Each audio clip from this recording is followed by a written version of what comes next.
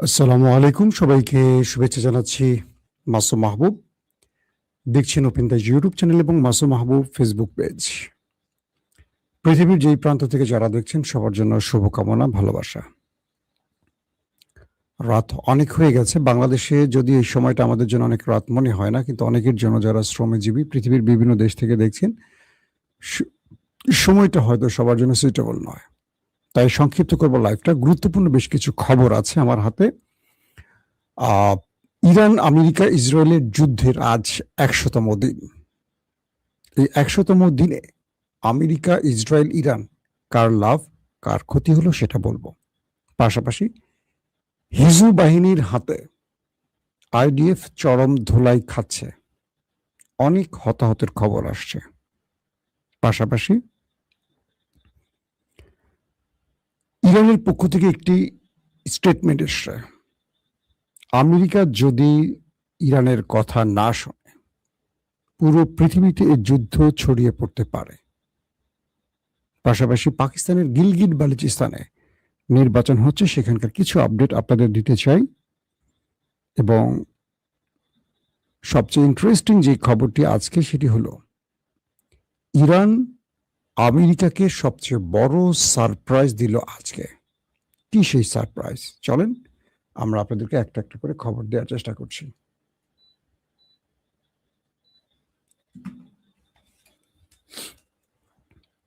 প্রিয় দর্শক, প্রথম যে খবরটি দিয়ে শুরু করতে চাই, পাকিস্তানের গিলগিট বালুচিস্তান একটি প্রদেশ, খুব রিমোট এরিয়া।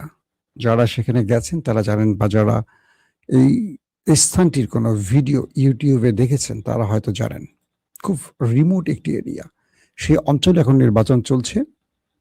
পাকিস্তান সেনাবাহিনী বা মিলিটারি এস্টাবলিশমেন্ট এবং সরকার সম্মিলিতভাবে এই অঞ্চলের পিটিআইকে হারাবার জন্য যত রকম নীল নকশা আছে সবগুলো প্রয়োগ করেছে।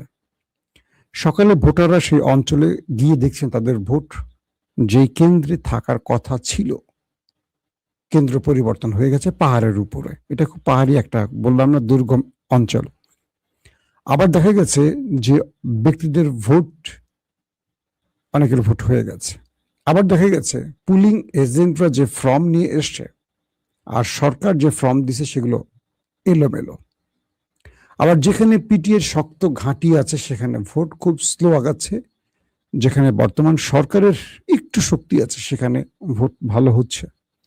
এরকম নানান রকম প্রতিবন্ধকতার মধ্যে দিয়ে গিলগিট বালুচিস্তানে চলছে। আপনারা জানেন গিলগিট বালুচিস্তানে সরকার ছিল পিটিএর, আমার পছন্দের একজন ব্যক্তি খুরশিদ, তাকে এস্টাবলিশমেন্ট মাথায় বন্দুক ঠেকিয়ে এক কথায় ক্ষমতা থেকে সরিয়েছিল ইমরানকে দুর্বল করার জন্য। তার মা এবার, খুরশিদের মা এবার নির্বাচন করছে। আমরা চেষ্টা করব গিলগিট বালুচিস্তানের সর্বশেষ আপডেট আপনাদেরকে জানাবো পরবর্তী সময়ে। ২ নম্বর গুরুত্বপূর্ণ খবরটি হলো লেবানন। এবার বলা যায় লেবাননের সিংহের গর্তে বা জালে আটকা পড়েছে দখলদার বাহিনী। কি রকম? লেবাননের ভেতরে, অনেকটা ভেতরে প্রবেশ করে গেছে নেতানিয়াহু বাহিনী এবং সেখানে তারা বিভিন্ন অঞ্চল দখলে যেমন চেষ্টা করছে এবং নিরীহ মানুষের উপর অ্যাটাক করছে। এই পর্যায়ে তারা আত্মবিশ্বাসী হয়ে উঠছে যে তারা অনেক জায়গা দখল করেছে। মূলত এটি ছিল হিজবুল বাহিনীর একটি পরিকল্পিত ফাঁদ। যখন মার্কাভা ট্যাঙ্ক সহ আরো আধুনিক অস্ত্র সহ নেতানিয়াহু বাহিনী ঢুকে পড়েছে, তখন নাইম কাসেমের হিজবুল্লাহ প্রধান তার বাহিনী তাদেরকে চারদিক থেকে ঘিরে অ্যাটাক শুরু করেছে। বলা হচ্ছে যে নাইম কাসেমের একজন যোদ্ধা, হিজবুল বাহিনীর একজন যোদ্ধা, তিনি একটি দূরপাল্লার মিসাইল দিয়ে একটি ড্রোন উড়িয়ে দিয়েছেন এবং ড্রোনে থাকা মোটামুটি সবাই উড়ে গেছে। ইসরায়েল নিজে স্বীকার করছে এখন পর্যন্ত তাদের ৩ থেকে ৪ জন ওপারে চলে গেছে। পাশাপাশি আরো কয়েকটি অঞ্চলে দুই পক্ষের মধ্যে মুখোমুখি সংঘর্ষ এখন চলছে, যখন লাইভটি করছি তখনও চলছে। হিজবুল্লাহ তার শক্তিমত্তা দেখাচ্ছে এবং হিজবুল্লাহ ডেরায় পা দিয়ে দখলদার এখন নাস্তানুবুদ হচ্ছে। আইডিএফ চারদিক থেকে এখন অ্যাটাকের মুখোমুখি হয়েছে। যদিও ওই দেশটি তাদের নিহত বা হতাহতদের সংখ্যাটা সবসময় কমিয়ে বলে বা অস্বীকার করে চলে। হিজবুল্লাহর ভাষ্য মতে ওই সংখ্যাটা আরো অনেক বেশি নিহতের, যদিও ইসরায়েল 3 থেকে 4 জনকে স্বীকার করেছে। তো বলা হচ্ছে যে লেবাননে এখন দুপক্ষের মধ্যে ব্যাপক অ্যাটাক চলছে, থেমে থেমে অ্যাটাক চলছে, মুখোমুখি অ্যাটাক চলছে, মিসাইল অ্যাটাক চলছে, ড্রোন অ্যাটাক চলছে। পাশাপাশি তারা যে ট্যাঙ্ক নিয়ে ঢুকেছে সেই ট্যাঙ্কগুলোকে এখন একটার পর একটা উড়িয়ে দিচ্ছে হিজবুল্লাহ। এই পরিস্থিতি চলছে এবং হিজবুল্লাহ তাদের দেশের ভেতরেও অ্যাটাক করছে। এইভাবে চলছে দুই পক্ষের দুর্দান্ত ম্যাচ। বলা হয়েছে অনেক হতাহত হয়েছে। প্রিয় দর্শক, আমেরিকা ইসরায়েল ইরানের যুদ্ধের আজকে 100তম দিন। এই 100তম দিনই আসলে কি পেয়েছে? ট্রাম্প পেয়েছে দুঃস্বপ্ন, নেতানিয়াহু পেয়েছে ভয়ঙ্কর অর্থনৈতিক সংকট। শুধু ইরান নয়, এই দুটো দেশ অনেক বড় বিপর্যয়ের মুখে পড়েছে। বলা হচ্ছে 29 বিলিয়ন মার্কিন ডলার আমেরিকা হঠাৎ করেই ফুরিয়ে ফেলেছে, একদম আগুনে ঢেলে দিয়েছে 29 বিলিয়ন মার্কিন ডলার। এই যুদ্ধে তারা এ পর্যন্ত ট্রিলিয়ন ডলারের কাছে ক্ষতি, মানে সবকিছু মিলে ক্ষতির মুখোমুখি হয়েছে যদি পুরোটা হিসেব করা হয়। তাদের টোটাল যুদ্ধ বিমান, এয়ারক্রাফট, ড্রোন, সামরিক সদস্য, মধ্যপ্রাচ্যে তাদের বাণিজ্য, শেয়ার বাজার, সোনার দাম, তেল, সবকিছু মিলে ট্রিলিয়ন ছাড়িয়ে গেছে তাদের ক্ষতি। খুব শীঘ্রই মধ্যবর্তী নির্বাচন হবে মার্কিন যুক্তরাষ্ট্রে। বিভিন্ন জরিপে উঠে এসছে ট্রাম্পের যুদ্ধের পক্ষে দাঁড়িয়েছে 16 থেকে 22% মানুষ। মানে ট্রাম্প যে যুদ্ধটা করছেন, এখানে মার্কিন যুক্তরাষ্ট্রের 16 থেকে 22% মানুষ মনে করছেন যে ট্রাম্প এই যুদ্ধে বিজয়ী, ইরান হেরে গেছে। তাহলে 16 থেকে 22-এর বাকি থাকে কত? 100%-এর। বাকিরা মনে করছে ট্রাম্প হেরে গেছেন এবং ইরান জিতে গেছে। পাশাপাশি 80% লোক মধ্যবর্তী নির্বাচনে ট্রাম্পের বিপক্ষে দাঁড়িয়েছে। তার মানে ট্রাম্পের করুণ পরাজয় দেখতে যাচ্ছে আমেরিকাবাসী বা বিশ্ব। এটি 100 দিনের পর ট্রাম্প হিসেব করতে বসছেন বলেই এখন নিজে চিঠি লিখে পাকিস্তানকে দেন। পাকিস্তান সেই চিঠি তার স্বরাষ্ট্রমন্ত্রী মহসিন নাকভিকে দিয়ে ইরানে পাঠায়। কি ছিল সেই চিঠিতে এখনো জানিনি, আমরা জানাবো আপনাদের। পাশাপাশি বলা হচ্ছে যে ইসরায়েল তার ভয়ঙ্কর অর্থনৈতিক সংকটে পড়েছে। প্রচুর আবাসন ধ্বংস হয়েছে, স্ট্রাকচার ধ্বংস হয়েছে, সামরিক ক্ষেত্র ধ্বংস হয়েছে। এগুলোর হিসেব ইসরায়েল প্রকাশ্যে আনছে না, কারণ এতে করে ইরান সফলভাবে যে আক্রমণ করছে এটা প্রমাণিত হবে বলে। কিন্তু ভেতরে তারা ভয়ঙ্কর চাপের মধ্যে আছে অর্থনৈতিক সংকটের কারণে। বলা হচ্ছে এই যুদ্ধে আমেরিকার পাশ থেকে অনেকটা গালফ সরে এসছে, মানে অর্থাৎ আরব রাষ্ট্র মনে করতো যে আমেরিকা তাদের বড় রকম সাপোর্ট দেবে বা তাদের নিরাপত্তা বলয়ের একজন খুব কি বলবো পারফেক্ট পার্টনার। কিন্তু এই যুদ্ধের পর গালফ বুঝে গেছে ইরানকে মোকাবেলা করতে সামর্থ্য নয় ইসরায়েল এবং আমেরিকা। পাশাপাশি আমেরিকার প্রতি এবং ইসরায়েলের প্রতি আস্থা কমে গেছে গালফ কান্ট্রির, আরব দেশগুলোর।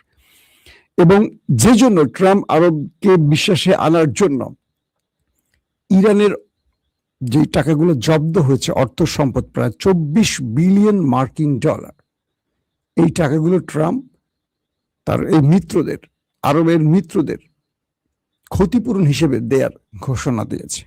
আর খেপে গেছে এখন ইরান, বলছে আমাদের একটি টাকা যদি আমাদের হাতছাড়া, মানে আমাদের কি বলবো যে আমাদের এই টাকা যদি অন্য কেউ পায়, আমাদের অধিকার যেটা আমাদের ইরানের জনগণের অধিকার, ইরানের সম্পদ মানে কি ইরানের জনগণের, শুধু মিডল ইস্ট নয়, এটা ভূমধ্য সাগর থেকে শুরু করে পৃথিবীর প্রতিটি অঞ্চলে যুদ্ধ ছড়িয়ে পড়বে, যেটা আমেরিকা কন্ট্রোল করতে পারবে না।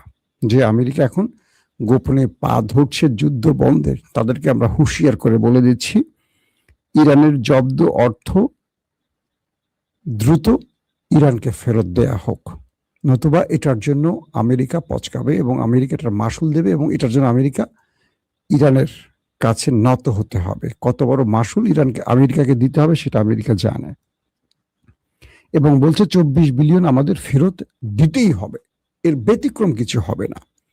মূলত আমেরিকা বুঝে গেছে যে তারা এই যুদ্ধে গালফের আস্থার বাইরে চলে গেছে এবং আমেরিকা নিজের 20 থেকে 28টি ঘাঁটি, যেগুলো মার্কিন যুক্তরাষ্ট্রের ঘাঁটি রয়েছে আরবে, সেগুলি ধ্বংস করে ফেলেছে। তো আমেরিকা কি করে ইরানের হাত থেকে আরবকে রক্ষা করবে? আরবে যদি ইরান টার্গেট করতে চাইতো, এতদিন হাজার হাজার মানুষ মেরে ফেলতে পারত। ইরান আরবকে টার্গেট করেনি, করছে আরবে থাকা মার্কিন ঘাঁটিগুলোকে, স্বার্থ সংশ্লিষ্ট কার্যালয়গুলোকে, সেনা ঘাঁটিগুলোকে, নৌ ঘাঁটিগুলোকে, এয়ার ঘাঁটিগুলোকে, বিমান ঘাঁটি আর কি। তো এই পরিস্থিতিতে আমেরিকা অনেক বড় মাসুল দিচ্ছে, এটা বোঝা গেছে। আমেরিকা তার সর্বোচ্চ প্রযুক্তি ব্যবহার করে ইরানের কাছে পরাজিত হয়েছে এবং ইরান আমেরিকার প্রযুক্তি সম্পর্কে মোটামুটি ওয়াকিবহাল হয়ে গেছে। এবং আমেরিকা এবং ইসরায়েল তার সর্বোচ্চ প্রযুক্তি ব্যবহার করে ইরানের কিছু করতে পারেনি। ইরান এমন এক দুনিয়া তৈরি করেছে মাটির নিচে, যেটি আমেরিকার জানার বাইরে ছিল, যেটা এই যুদ্ধে আমেরিকা বুঝতে পেরেছে যে ইরানের সাথে লড়াই করে পারা যাবে না। পাশাপাশি ইরান তার সবচেয়ে বড় নিউক্লিয়ার অস্ত্র ব্যবহার করেছে হরমুজ, যেটা এখন পর্যন্ত মার্কিন যুক্তরাষ্ট্র নেভাল ব্লকেট তৈরি করেও কিচ্ছু করতে পারেনি। এখনো হরমুজ প্রণালীর বাদশা হয়ে আছে ইরান। তো এখানেও মোটামুটি আমরা জানি যে আমেরিকার পরাজয় হয়েছে ইরানের কাছে। এই 100 দিনে আমেরিকা যা হারিয়েছে তার বিপরীতে পুরোটাই ইরান অর্জন করেছে। ইরানের হয়তো কয়েক হাজার মানুষ মারা গেছে, তাদের সর্বোচ্চ নেতা আলী খামেনি মারা গেছে, গুরুত্বপূর্ণ সেনা অফিসাররা মারা গেছে, কিন্তু ইরান পৃথিবীর কাছে নিজের অবস্থানকে জানান দিতে পেরেছে। পুরো পৃথিবী ইরানের কাছে এসে পা ধরছে, হুমড়ি খেয়ে পড়ছে, ইরানের কাছে এসে বলছে, বস ক্ষমা করো, আসো তোমার সাথে আমি ডিল করতে চাই, তার খবর দেবো একটু পরে। শুধু মুখে বলছি না, সেই খবরও দেবো আপনাদের। তো আমেরিকার তার যে পশ্চিমা দুনিয়া বা আমেরিকার যে মোরলগিরি, সেটা কমে গেছে। মাঝখান থেকে ইরান আঞ্চলিক পরাশক্তিতে রূপ নিয়েছে। এখানে ইরানের অবস্থাটা স্ট্রং হয়েছে, উপরে উঠছে, আর আমেরিকা নিচের দিকে নেমেছে। এটাও ইরানের অনেক বড় প্রাপ্তি।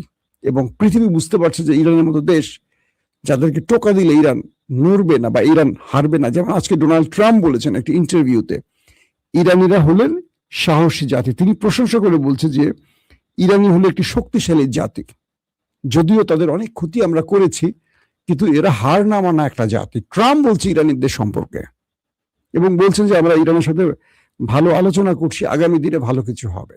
তার মানে ট্রাম্পের এই সুর নরম অর্থ কি, বা ট্রাম্প ইরানি জাতিকে শক্তিশালী জাতি বলছে কেন? সে বুঝতে পেরেছে এত বড় ধাক্কা দিয়েও ইরানের কিচ্ছু করতে পারেনি, অথচ অন্যান্য দেশে এটা ফু দিলেই রেজিম চেঞ্জ ঘটে যায়, কিন্তু ইরানে কিচ্ছু করতে পারেনি। আসেন ইন্টারেস্টিং খবরে। পৃথিবীর বিভিন্ন কয়েকটি গুরুত্বপূর্ণ আমেরিকার মিত্র দেশ ইরানের সাথে তারা ডিল করেছে। $2 বিলিয়ন মার্কিন ডলার, $2 বিলিয়ন মার্কিন ডলারের একটি চুক্তি ইরানের সাথে করেছে। কখন? যখন ইরানের উপর আন্তর্জাতিক নিষেধাজ্ঞা দিয়ে রেখেছে মার্কিন প্রেসিডেন্ট ডোনাল্ড ট্রাম্প বা আমেরিকা। সেই সময়টিতে ইরানের সাথে বেশ কিছু দেশ ডিল করেছে। কল্পনা করেন, আমেরিকা যখন বুঝতে পারছে বা আমেরিকা যখন ইরানের কাছে পরাজিত হয়েছে, তখন এই নিষেধাজ্ঞা উপেক্ষা করে পৃথিবীর বেশ কিছু দেশ ইরানের সাথে ডিল করছে, বাণিজ্যিক ডিল। এই সারপ্রাইজটা ইরান আমেরিকাকে দিয়েছে নিষিদ্ধের মধ্যেই। তার মানে অনেক রাষ্ট্র আমেরিকার বলয় থেকে বেরিয়ে ইরানের সাথে কাজ করতে চায়। $2 বিলিয়ন মার্কিন ডলার। ইরান বলছে এটা আরো সামনে এগিয়ে যাবে। এখন ইরান কিভাবে এটা করছে? ইরান নগদ টাকায় অর্থে করছে, ইরানের অর্থে, আর করছে ক্রিপ্টোকারেন্সিতে। মার্কিন যুক্তরাষ্ট্র ইরানের এই বাণিজ্য বন্ধের জন্য তারা কয়েকবার অর্থনৈতিক সংকট তৈরির চেষ্টা করছে। তারা বহুভাবে, যাতে ইরান এই কাজটা করতে না পারে বা ইরানের এই অর্থনৈতিক সংকটের আরো বড় সুবিধা নিতে পারে, আমেরিকা যতগুলো চেষ্টা করেছে, ইরান সেখানে ভিন্ন কৌশল যোগ করেছে। তো তারা এখন ক্রিপ্টোকারেন্সিতে এই বাণিজ্যিক লেনদেনটা শুরু করেছে। পাশাপাশি ইউয়ান তো আছেই, আবার নগদ অর্থে। কোন ব্যাংকিং চ্যানেল, ধরেন এর আগে আমেরিকা ইরানের যে $24 বিলিয়ন মার্কিন ডলার আটকে দিয়েছে, জব্দ করছে, সেই সুযোগটা আবার ইরান দেবে না। এখন প্রশ্ন হলো, ইরানের সাথে যারা এই ডিলটা করছেন বা করতে যাচ্ছেন বা করেছেন বা আরো সামনে করবেন, তারা আমেরিকাকে আর ভয় পাচ্ছে না? হ্যাঁ, আমেরিকাকে ভয় পাচ্ছে না। তারা এখন ইরানের কাছে এসে সঁপে দিয়েছে নিজেকে। এই খেলাটা ইরান খেলে দিয়েছে। আজকের খবর এটা। এবং ইন্টারেস্টিং ব্যাপার হলো আরো অনেকগুলো দেশ গোপনে ইরানের সাথে যোগাযোগ করছে। তার মানে ট্রাম্প বা আমেরিকা ইরানের উপর যে নিষেধাজ্ঞা দিয়ে রেখেছিল সেই সিস্টেম ভেঙে ফেলে দিয়েছে ইরান। এখন অনেক দেশ ইরানের সাথে বাণিজ্যিক সম্পর্ক করতে যাচ্ছে, যেটাই চেয়েছিল ইরান। ইরান বলে দিয়েছে, হরমুজে আমি টোল নেবই, পৃথিবীর বিভিন্ন দেশে আমার জব্দকৃত সম্পদ ফেরত দিতেই হবে, গালফ থেকে আমেরিকাকে যেতেই হবে, লেবাননে আক্রমণ বন্ধ করতেই হবে। এরকম বিগ কিছু শর্ত জুড়ে দিয়ে ইরান বলছে যদি এর মাধ্যমে আলোচনা হয় আসো, নতুবা কোনো আলোচনা ইরান বসবে না। এরই মধ্যে আপনি আমার আজকে রাত 8টার লাইভে দেখেছেন মার্কিন প্রেসিডেন্ট গোপনে পাকিস্তানের ফিল্ড মার্শাল আসিম মনিরের কাছে চিঠি পাঠিয়েছেন। সেই চিঠিটি পাকিস্তানের স্বরাষ্ট্রমন্ত্রী মহসিন নাকবি ইরানে গিয়ে সরাসরি আব্বাস আরাকচির হাতে দিয়ে আসছেন। তার মানে আমেরিকা ইরানের কাছে নত হয়ে কিছু প্রেম পত্র লিখেছে, সেটা এখন ইরান পেয়েছে। ইরান নতুন করে কি সিদ্ধান্ত নেবে সেটা হয়তো আগামী কয়েক ঘন্টার মধ্যে আমরা পরবর্তী সংবাদে জানাতে পারবো। কিন্তু যে বিষয়টি আজকে ইরানের জন্য সবচেয়ে খুশি সেটি হলো ইরান এখন বিভিন্ন দেশের সাথে বাণিজ্যিক চুক্তি করছে এবং আমেরিকার আধিপত্য ভেঙে ইরান তার শক্তিমত্তার মাধ্যমে পৃথিবীর মন জয় করে বা বিশ্বের কাছে ইরানের গ্রহণযোগ্যতাকে অন্য জায়গায় পৌঁছে দিয়েছে। এবং ইরান বলছে আমরা আমাদের শত্রুর কাছে তেল বিক্রি করব না, কাউকে বিক্রি করতেও দেব না। ইরান বলছে যদি আমি তেল বিক্রি করতে না পারি আমি আরবকেও তেল বিক্রি করতে দেব না, দেখি কে কিভাবে তেল বিক্রি করে, একটা তেলের ঘাটিও আমি অবশিষ্ট রাখবো না, আমেরিকা পারলে ঠেকাও। এই পরিস্থিতিতে এখন কি ঘটতে যাচ্ছে আগামী কয়েক ঘন্টা আমরা দেখব। দর্শক, আজকের মতো বিদায় নিচ্ছি। প্রত্যেকে ভালো থাকবেন। আল্লাহ হাফেজ।